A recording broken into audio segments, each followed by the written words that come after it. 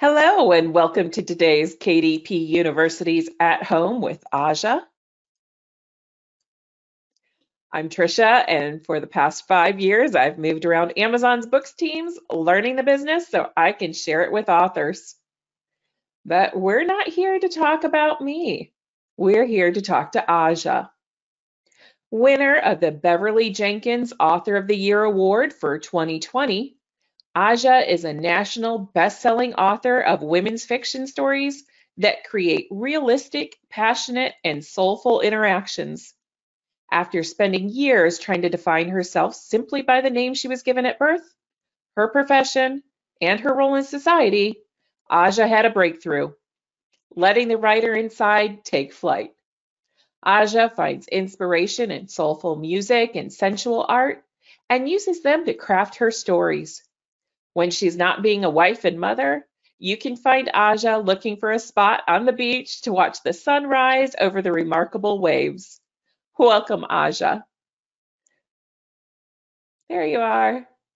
Yes.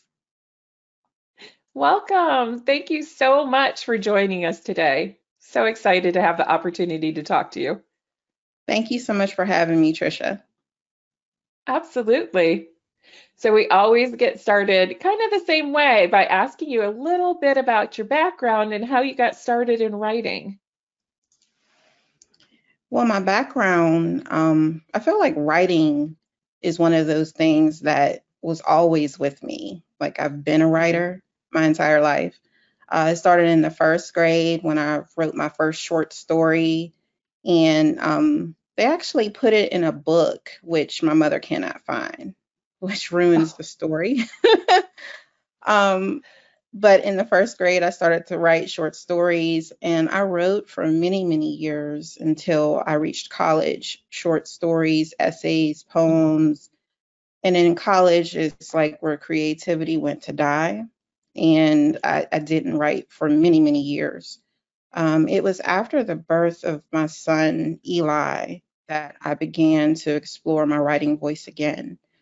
Uh-huh. And I started with writing a book that never saw the light of day, and but then also blogging, and it was in the Uh-huh. blogging and it being shared with readers, some of my romance friends, reading that blog and encouraging me to tell more.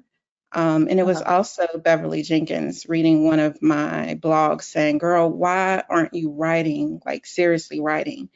That encouraged me to start the journey into publishing.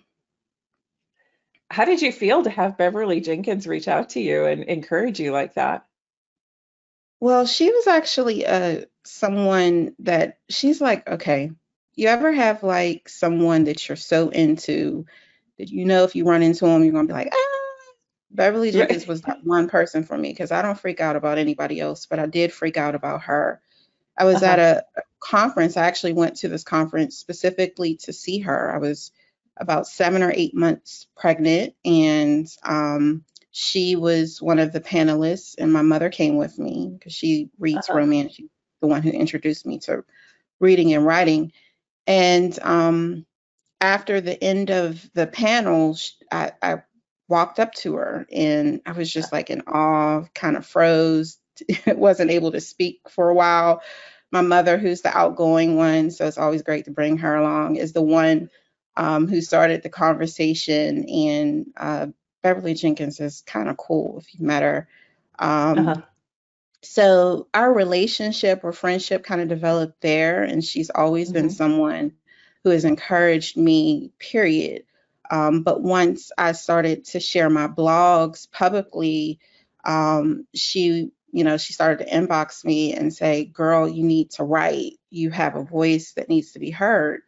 Um, it coming from her was validation that I think I needed to get from someone outside of friends and family. You know, the people Hmm. who love you kind of tell you what you need to hear, Right. and you Right. someone who is more critical and outside of that to tell you that you do actually sound good with Hmm. your words. So it was wonderful. Right.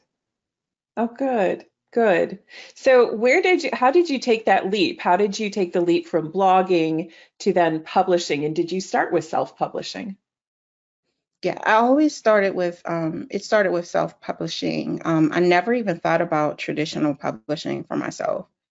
And I Hmm. think that's because I just wanted to do what I wanted to do in my life. I had been working in a job that I loved at the time that I started to blog. Hmm. Um, but I was following someone else's rules and, working the hours that they said was appropriate for me to work and Hmm. doing the amount of work that they wanted me to do. And so even though I loved it, I was working for someone else. So it was really in just the encouragement from people and then looking into ways to bring my work out to the public. And KDP was a platform that was available at that time, and the Hmm. person that I was speaking to frequently was able to guide me on how to get my work out there. There was a lot that I did not know at the time that I started to write the first two books that I went on to publish. But it wasn't a hard process at all. And I still love that freedom and the ability to be able to just hit publish when I'm ready. So how often do you publish? How many books do you publish each year? Well, last year I published six news stories and two previously released works. Um, I don't know that I aspire to always have like do 6 to 8 books a year. Uh-huh. It was an intense year last year. Um, I'm very proud of it. So I would say I've gradually become more productive in writing and publishing, but I would think the sweet spot for me is probably anywhere between 4 to 6 stories a year. Okay. And when we were talking, we discussed a little bit about there's a bit of a split, right? When you're self-publishing, there's the writer part and that creative aspect, and then there's the business. Can you Yes. talk a little bit about both of those and how you make that work for yourself? I think I'm still learning how to make that work for myself, but the writing part is the free part. That's the part that I love to do. Uh-huh. I am a writer. It's not anything I have to think of. Um, it's the way that I love to communicate with people in general. I'm pretty shy, or I should say introverted. Uh-huh. So writing is a way that I can kind of sound brilliant um, to people because I'm great at it. But again, like I said, I've been doing it my whole life. So I don't even think about writing, and I don't really think about the creative part because those stories are there inside of me. I just got to let it Mhm. out. The publishing part is the part that makes writing complicated because in order for it to be a product that people want to read, it needs to make sense. So, of course, I can scribble all day or you just put whatever I want to put down, but no one wants to read that. So, publishing is work, it's the work of this. And like with any type of work, the more that you do your research on it, the harder that you work at it, the more hours you put into it, the more you will get out of it. So certainly I can always scale back or I can, do a little bit more. It really is up to me. And I love that freedom in Mhm. the self-publishing part. So how long have you been when did you publish your first book on KDP? The first book was Unexpected, a novella, but it wasn't the first book that I started to write for publishing. I Am Yours, the second book, was actually the one I intended to come first, but Uh-huh. Unexpected was a story that kind of like it lit a fire under me, just came out of nowhere. And so that was the one that went go, like I just did it. Learned so much from that experience. And then it took a bit of time for me to go on to publish I Am Yours. That was like more of a laborious process for me. And I know that that was because I was working full time And Hmm. around this time is when the job that I was loving before, I started to hate. It was stifling, and creativity wasn't something that I could really live in. And then I had a really young child, as well. I mean, I have Hmm. two children, but I was kind of bogged down with the everyday rigors of being a mother to a small baby. So, Hmm. not that that's not wonderful. It just, was one of those things that made creativity challenging for me because I was mostly tired. Right. So it took some time to get I Am Yours finished. But once it was, and it went through the editing process, and I told enough people about it coming, and they acted as if they were ready for it. I went ahead and hit publish for that. So I've been published since 2014, but I Okay. Am Yours, which is the story that I most identify with as being like my first book, came out in 2015. Okay. So about 5 years or so, a little over 5 years. Hmm. Um, so tell us about, you mentioned the fact that you have to work hard and learn the process of publishing. Yeah. If you were to go back to that 2015, what was the most challenging aspect of that you had to learn with the publishing? If I go back, see, at the time, I don't know that I knew that it was challenging because I was Uh-huh. just doing what I wanted to do, which is like Right. the pro of being self-published, but also the con, because you can't really see how you may not be taking full advantage of your opportunity, unless someone tells you. And no one was really telling me. And by me having a full-time job that paid me good money, um, I wasn't really concerned about the marketing aspect of my product, and making sure that it made the most. I mean, when I would get the royalty check, and it would be $400 or whatever, like that seemed great. It was like, okay, this is a good amount of money I can put on a deposit for a vacation, or maybe buy myself a new purse. I really didn't see it as something that I would need to sustain on. So again, it was freedom in that. But then as I started to move more towards wanting to make this a full-time career, that's when I realized that had I done a few things in the beginning, it might have made that transition easier. So what were those things that you learned that you had to do? I think that branding would have been the thing I would have worked on better in the beginning, is branding myself and knowing Hmm. how to brand my stories as well. Um, I didn't brand at all. I mean, if someone came into my life right now, as far as seeing me, finding me on social media, they may not be able to tell. But in the beginning, it was like there was no way to know who I was, or Hmm. what kind of writer I was, or what kind of story you could expect from me. And so I think if I had it to do all over again, I would go in with some sort of branding so that people could Hmm. know, and either be attracted to that or decide that my story isn't for them.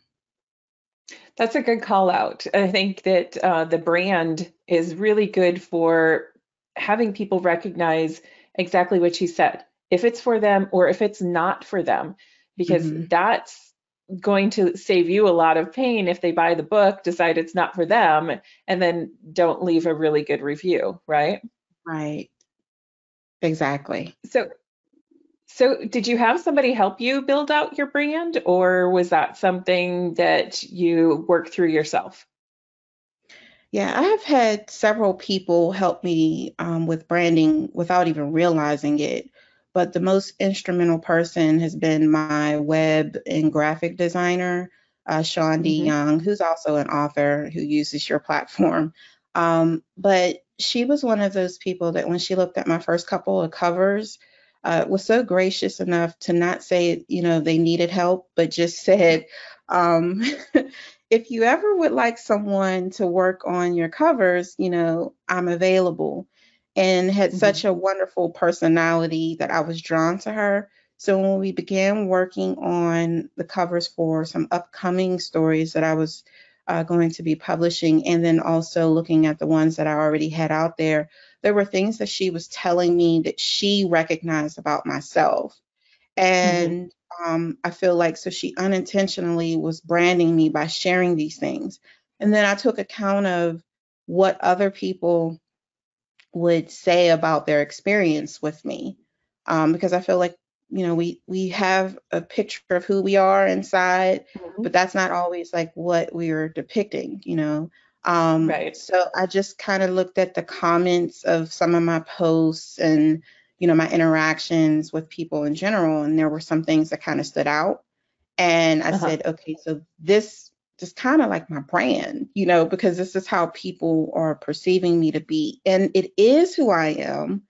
And I think that that's the wonderful thing about the way I've built my brand is that because of my personality and I'm not really a performer, like I don't want to like put on a show. I want to always Right. be me in any environment. By taking the things that I is naturally of me and the things that people enjoy about me and kind of putting that on the spotlight, then I can just be me and not perform. And so Right. the person that helped me, I would, like I said, would be Shonda Young. She definitely helped pull out the branding part and making sure that I So was consistent. yeah, I think that that really speaks to building that community, and surrounding yourself with other authors and other people that can help you. How long do you say that it took you to build that community and build your brand from it? Wow. I would say the community part for me started even before publishing when Uh-huh. I entered into the Black romance community as a reader who was Hmm. hiding the fact that I was also a writer. So that would have been maybe 2011, 2012. Um, would have been when I started. And so a lot of those people kind of came over to the other side of me once I started to write and publish. Um, Hmm. and they became fans or critics of my work. And them being a critic was actually helpful because it let me know whether I was hitting my mark with a certain group or not, because I knew who Hmm. they were. Like I knew the kind of books that they like to read because they were the kind of books that I like to read. That's how we were friends. Um, so that would be where the relationship, the community with began for me. Hmm. And what was Thank you the for other part of the sharing that. question that you asked me? I think that the other part of the question was building the brand. I think that a lot of new authors will come in and say that they need to have that brand built right away. And I think that the true story is that a brand develops over time. So just to give an example, about how long did it take before you think you had a solid brand that was working for you? I would think that it was 2018 would have been the point at which I knew exactly who I was, like Uh-huh. the picture of the type of writer. Again, like I took a lot of the feedback that I was receiving.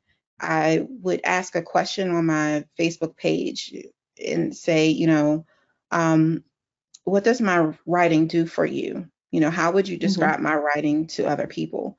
So, like, one of my taglines is sensual, sexy, intense. I don't think that of myself. I mean, certainly I have moments where, I'm pretty sexy, Uh-huh. but it was the experience that people have with me that I took rather than calling myself sexy or my story sexy. I allowed them to decide what it is that they experience with my stories. But in 2018, I think that I was able to revamp all of my old covers.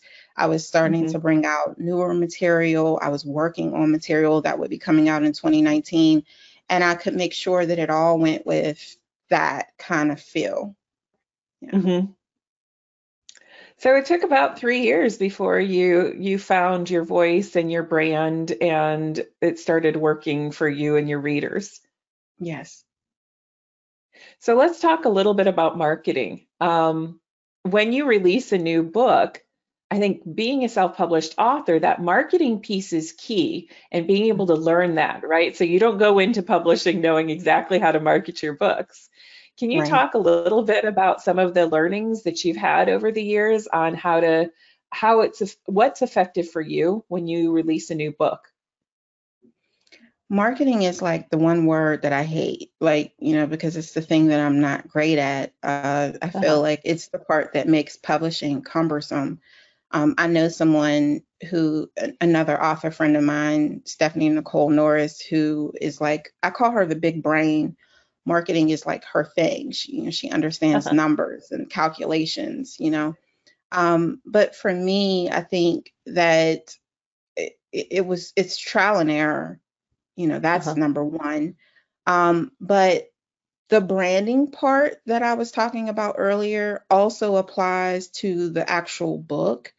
So, or maybe the series, and kind of knowing the vibe that's going to come off of that story, and making sure that everything that you share with the readers is going to give them an idea of what's to come, and just kind Hmm. of capturing them. That process for me begins once I feel comfortable letting them know that I'm doing it. That's not always the Okay. same time. I know that there are probably rules about it. I've read articles like, do this a year in advance and do this 6 months. Here's my thing. I came into publishing or self-publishing for freedom. So even though there are rules, I'm free. So sometimes I don't always follow the rules. I do it when it's comfortable, because I hate the pressure that is applied once I let someone know it's coming. Um, Hmm. but once I get to a certain point in the story and I feel like I'm convinced I know what the book is about, then I can start to come up with ideas of like, what kind of tone do I want to share? Like, what do these characters kind of look like? Searching stock sites to find images that represent my characters or the vibe that I'm getting ready to like drop on them. And Hmm. so I'm a very visual person. So I use a lot of art, a lot of images to portray the work that I'm getting ready to share.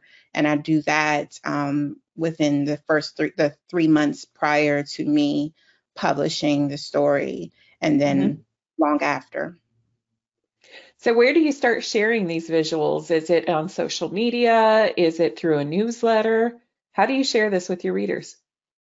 Yeah, it's social media. Facebook is a good spot for me because I feel like you can talk to people, whereas Uh-huh. Instagram is a platform where sometimes you can get people to speak. Uh-huh. And it's a good place to share visuals, but I feel like people are less inclined to kind of talk in the way that you talk on Facebook. And so Facebook is Hmm. a place where I first will initially share something and then get that initial feedback. And then I just start to share across platforms that I'm currently on. But I do Hmm. utilize my newsletter once I've gotten to the place where I can share a blurb so that it's not just like an image, um, Hmm. but I can tell you, okay, here's what this book is about. Hmm. So how often do you send out your newsletter? For me, that would be about 2 times a month, unless it's during the month of release. So there may be a Hmm. couple more during that month, just because I want you to know something's coming. I want you to be prepared for it. I want you to pre-order it, or maybe there's a contest. Like, it gets kind of ramped up around release time. But otherwise, I try So not to how, bother people. so how did you build up your newsletter? I think that that's always a question that newer authors ask is, that building up that newsletter. How do you do it? Consistency and sharing. I think whenever you're in an environment where people have some sort of openness to signing up for a newsletter, or openness to you, then that would be a good time to share a link, Also putting that on your website. So as they're coming to a place, they're already interested in who you are. This would be a good place for them to then sign up for something where they can continue to learn more about you. Hmm. And then also taking opportunities to, like, if there's some sort of group party or something on Facebook, providing the link there. There are a lot of people are festive and willing to sign up, at that time. Hmm. Do you share, a lot of authors will share some content, maybe it's a short story or an extra chapter. Do you do that with the newsletter sign up? I have a free book, actually. I offer one of Hmm. my stories for free if you sign up. Yeah. Okay. Do you find that that drives a lot of signups? I think it does to some degree because it really depends. Like if you're going in an environment where they don't know who you are at all, this is the first Uh-huh. time they've met you, then that would be a good hook. But if you're in a place where they know you already, um, and you just sharing some contact information, they probably already have your book. Uh-huh. So yeah. Okay. All right. If you're comfortable with it, we can switch to some of the questions that people have asked. Oh, sure. Um, let's see. So we have a question about what promotional strategies do you recommend someone, a new author, follow? If you had to pick one or two promotional strategies, what would they be? Well, I don't know if this is a strategy so much, but definitely take any opportunity you have to get in front of readers. Even this one, like, I'm really not someone that loves to get in front of people to speak, but you have to push yourself out there and take advantage of those opportunities. So if there's an opportunity to be in a group, to cross promote, take advantage of that. Get in front of some people that aren't usually seeing you and don't know anything Hmm. about you. But then also, taking advantage of some paid promotional things. So whether that's ads or I think ads would probably be the one that is most popular, and look in various places for that. Make the most So of your buck. so let's talk about ads for just a minute. I think that that's always a challenge for new authors is to know kind of what to do with ads. What's your strategy? What do you? I'm assuming we're talking about Amazon. I love that. You're like, try it and see if it works. That's my strategy. The person I spoke to you about earlier, Stephanie Nicole Norris, the brain, she has the strategies and she Uh-huh. often shares with me some of the strategies that work for her, and Uh-huh. she calls them tests. And so for me to see if any of those things work for me. And sometimes they work Mhm. really well, and sometimes they just don't. And it could be not because I failed at something, but it's just not the right time. People are Mhm. fickle. They have their own Yeah. lives, they're doing things. Something as simple as a snowstorm and electricity going out, it could impact, your ability to reach them. So you paid Hmm. some money for a promotion during, what happened most recently in Texas. Those Hmm. people, if you have a lot of readers there, they're not going to be able to read through. It's not going to matter. So those Hmm. types of things will impact your ability to reach people, even though you've paid for the opportunity. But I think Right. that my strategy is kind of trying things to see what works and then trying to remember to write it down when it does work, or to make a note that it didn't, so that I can either repeat or don't do that again, or at least not now. Right. And I love the fact that you talked about that it works some for some authors and then it may not work for you because Right. everybody has that little bit of a different voice, and their readers are a little different and the readers have a little bit different habit. And so finding those things that work for you, I think, is what's important, and being able to learn from other people and then Yeah, applying it and trying it. exactly. All right. Um, let's see.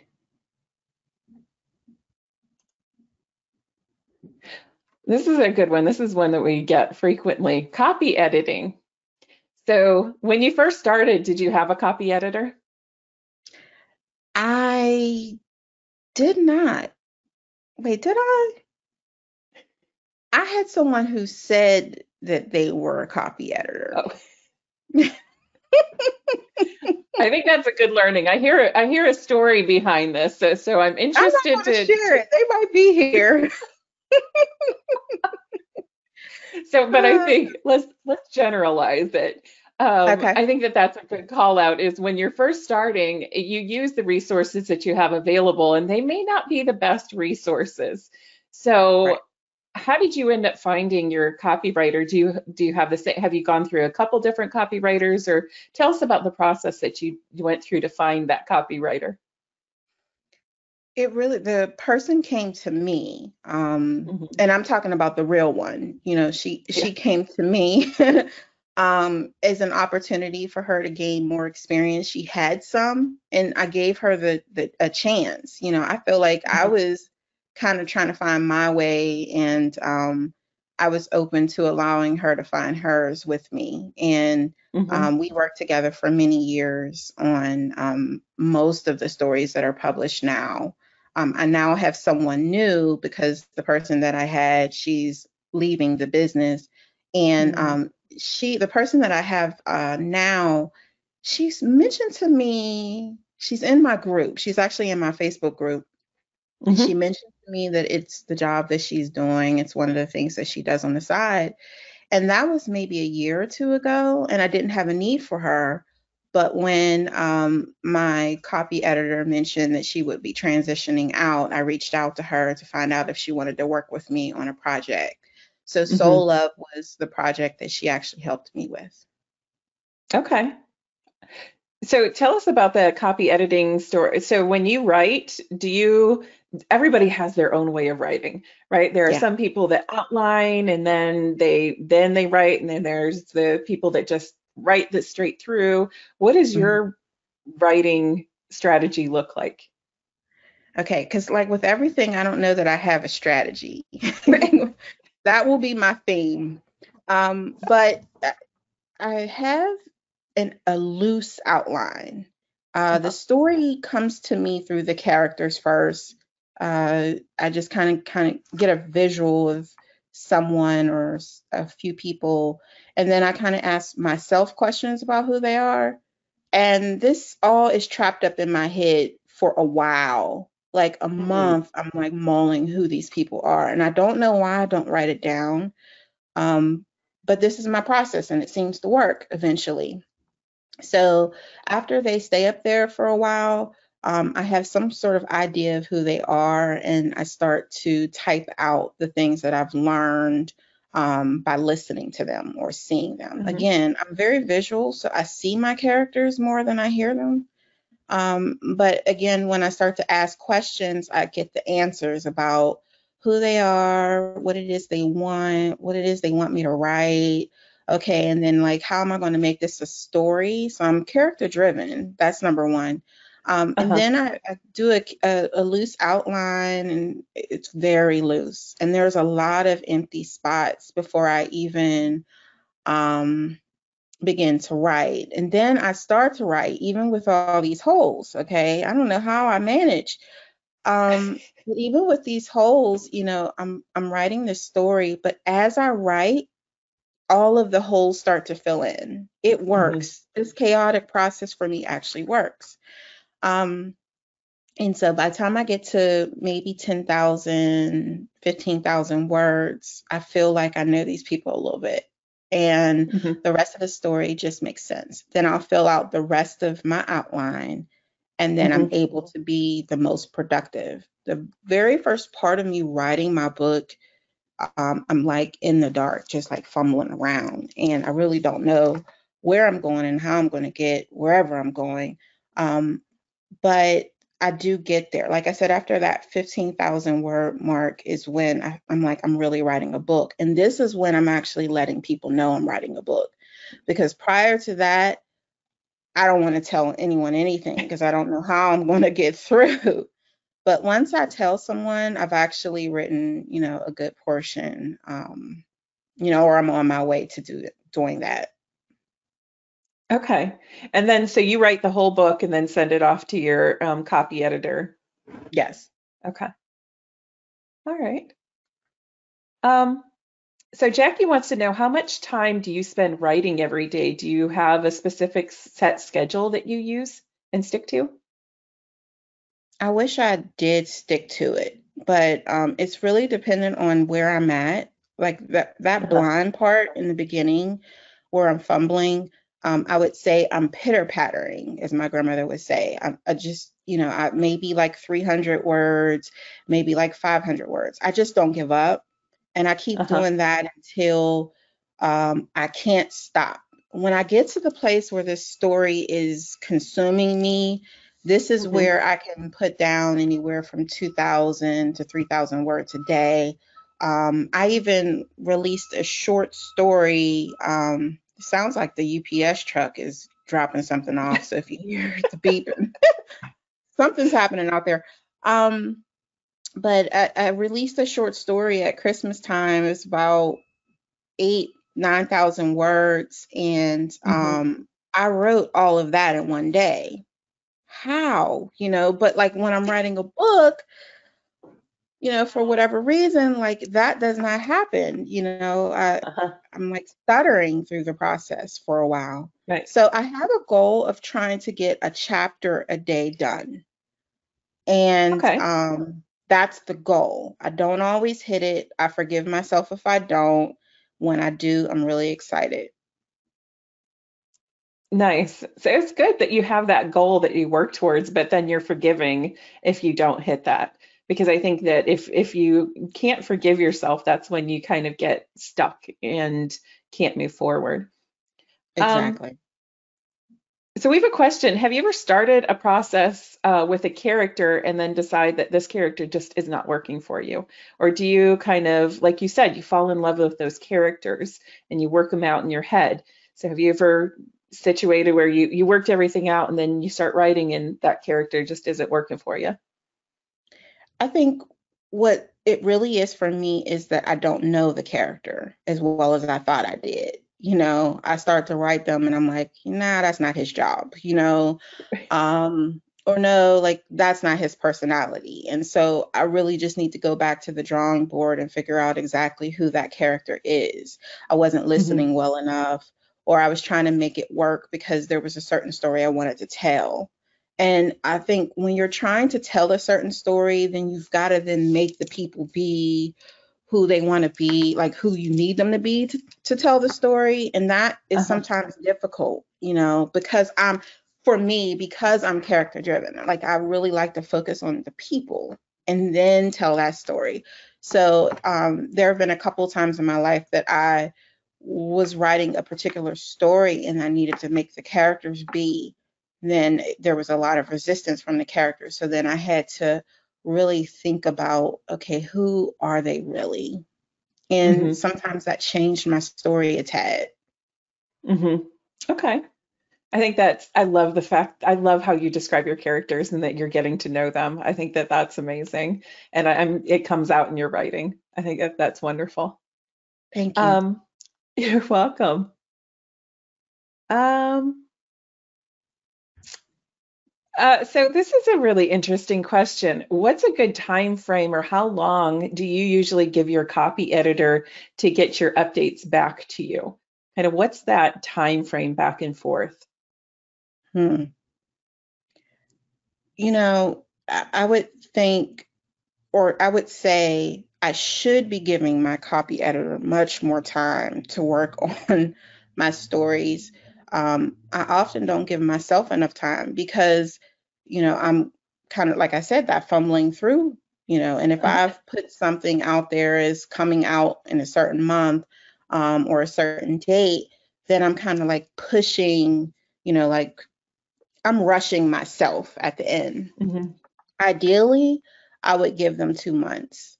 So, mhm. 2 months before so that I can get it back in a month and then I can work through the other stages before I polish it off and publish. So if I'm But I think that understanding it's correct, I'm go sorry. ahead. I No, think that's it's okay. Go ahead. dependent on I think it's dependent on the copy editor, what it Uh-huh. is they want, and I always have that conversation. What is happening with you right now? What are you able to do? How long can I push this before you absolutely cannot get this story finished for Hmm. me? And that I Hmm. always have that conversation. And I think that that's key is having that conversation and keeping those lines of communication open because their workload might change too. So it's really going to be dependent. And there's a Mm, lot of trust involved with building that relationship with the copy editor. yes. So we have a question. Are the characters that you know and you're getting to know, are they people that you actually know in real life, or are they based on people you actually know in real life? No, it's all fiction, but I know that I'm constantly being fueled by life and interactions with people. So it's possible that my characters are pulling from some of the interactions I've had or people that I know. Uh-huh. Often the older women that I write in stories have some characteristics of my grandmother who's now gone or my Mm. mom. I really like wise characters, so because I like wise people, I'm Mhm. often including some wisdom in my stories, and they will show up in either the women or the men. Sometimes the Mhm. fathers or grandfathers are the ones that carry those characteristics. But no, there's not like any one person that I'm like, let me write about him or her. Yeah, Right. Right. But you just pull those characteristics that you admire and that work for your characters. exactly. Do you have beta readers? I do. I love them. How did you build your relationship with your beta readers? Well, it started with them reaching out to me to talk to me about what it was that I recently released. And I Uh-huh. think their introspection, their ability to really communicate some of the points that mattered to me, is what let me know that those were people that I wanted to be a part of my process. And Hmm. then having just a conversation about would this be something they would want to do prior to any of my releases, and just kind of developing it that way. Do you ever change storylines, editing, characters based on the feedback from your beta readers? Not really, not changing the storyline or the characters, but maybe a point that I was trying to make. Hmm. I would, yeah, I would work on differently in the story due to that Hmm. feedback. Okay. All right. Let me grab a couple more questions. Okay. Um, let's see. I think this is a really good question. So we've talked a lot about you writing for yourself. These are your stories, these are your characters. Um, has that changed at all as you've built out your reader group? I'm trying to understand that question. Sorry, okay, yeah. So sometimes authors, because we talked about that this is a business, right? Mhm, So mhm. publishing is a business, and there are authors that will write for a particular audience in order to sell books. I see. Um, can you talk about your strategy with, I should stop using that word. I need to find a new word. What are your thoughts? So, what are Don't be your like thoughts about me. this? Um, no, I think I'm always so I want people to want to read what I'm writing, but I want to write the people I want to write as well. I want to write my story because I can't say that I am passionate about this job or my creativity if I'm not passionate about it. And part of that passion comes from this internal drive to write what I'm writing. So it's Mhm. important to me that I want to write this story first. Mhm. And I keep in mind who I'm marketing to, who are the people that read what I write. But that's also part of that branding, is being being clear about the type of stories that you will be delivering, and trying to draw people into that first, so that no matter what you're dropping, at least within that confine, you're always going to be hitting the mark for them. Maybe not every Mhm. story is going to work for them, but it's not because like you went off the mark, like you just did something so different. And if I'm ever writing a story that's a little bit different than what they're used to, this is when I kind of share in my social media communication that this is a little bit different than what you're accustomed to. When I Mhm. released Love's Required, it started with a really heavy situation with the character, something that Mhm. I've never delved into before. And so I warn people, this will feel different. It's not going to be a typical um, sexy, steamy story in the way that they were accustomed to getting from me. But that's because the people in the story were dealing with a lot of pain. And I feel Mhm. like we have to be realistic. My characters are people to me, and like realistically, what are people going to be thinking about when they're healing? You know, Mhm. how quickly are they going to want to move to romance if they've actually encountered this experience? So rather Mhm. than just trying to give a sexy, steamy experience just because that's what people were accustomed to getting from me, I had to be realistic about who my characters were and what they would be doing. So it took some time for them to feel comfortable in allowing themselves to become romantically involved and sexually Mhm. involved. How did your readers accept that change? They loved it. They absolutely loved it. I'm not saying every single reader, but the readers that I spoke to, the ones that especially knew that this would be different, that I had prepared, told me that I did an excellent job telling this story. Mhm. So, yeah, I think that I did a good job in being different, a little different than my usual. Then I think giving him a heads up and letting him mentally prepare and then Yeah. coming into it knowing what they were going to read. I think that that's something that's challenging for a lot of authors is building that blurb and that expectation and communicating with their audience or their reader base. So, how did you do that? How did you build that trust with your readers so that they're like, okay, this is going to be different, but I'm going to take a risk? I'm someone who enjoys intimacy. I try to create environments that are small at first. I think it gives me the courage to speak freely, and to also hear from people and have authentic connections with them. Um, Hmm. I think that that is the start for me, is to make sure that I create some sort of safe space with readers that really get me. That's first. Hmm. And then, include people who are critical, but still get Hmm. me. Um, and when you start there, then you have kind of a sample of what the reactions and responses are going to be. And then you can kind of figure that that would be what you're going to encounter once it goes wide. Hmm. So I just start small in my group, and where I feel the most comfortable being me, um, Hmm. and saying whatever it is that I'm encountering, and with not just my personal life or semi private, life, but also with what I'm working on, and just getting an idea of what they'll think about that. And then Hmm. when I take that wide, I'm really not apologetic at that point.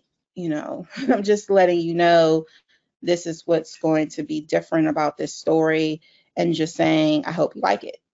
And Right. I feel like we're always taking a gamble we don't know that even if we're writing to a particular audience, it doesn't mean they're going to like it. So there's always a Right. chance that someone's not going to like it. But that's this business. Right. Right. So Sabrina wants to know, can anyone join your Facebook group? Anyone can join my Facebook group.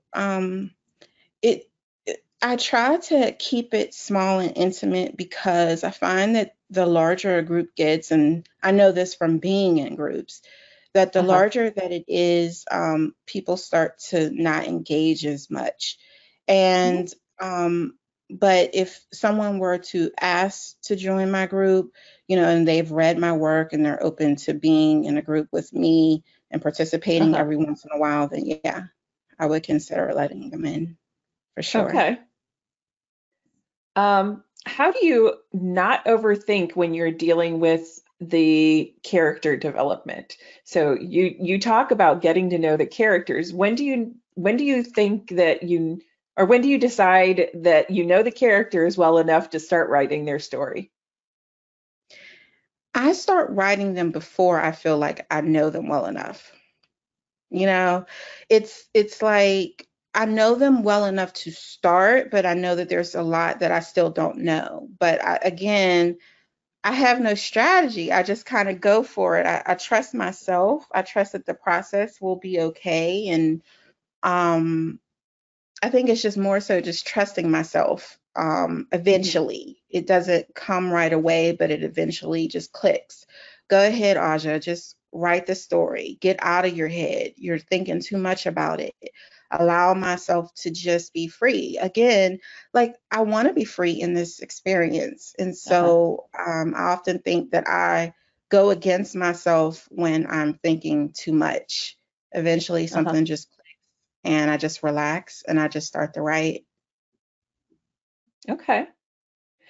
Um, so who do you think are the most important people to pay for their expertise um, during the publishing process? We've talked about a couple people that help you out.